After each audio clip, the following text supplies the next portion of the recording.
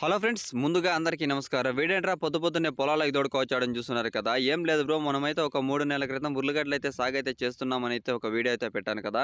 కొన్ని పరిస్థితుల వల్ల మన బోర్‌లో అయితే నీళ్లయితే నిలిచిపోయాయి. మామూలుగా ఉర్లగడ్డలో పంట అయితే ఒక 2.5 నుంచి ఒక 3 నెలల లోపైతే ధర ఉన్నట్టయితే లోడేస్తారు.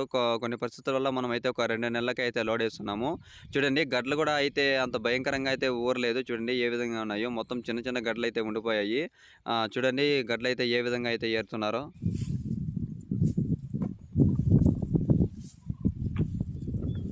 ఫైనల్‌గా అయితే ఈ చేనులోని గడ్డలైతే మొత్తం అయితే ఏరిపిచ్చేసాను. చూడండి ఎన్ని గడ్డలైతే ఉన్నాయో. మనకి గడ్డలైతే ఎక్కువగా ఊరలేదు. పర్లేదనుకుంటున్నాను. పంట దిగుబడి అయితే వచ్చింది.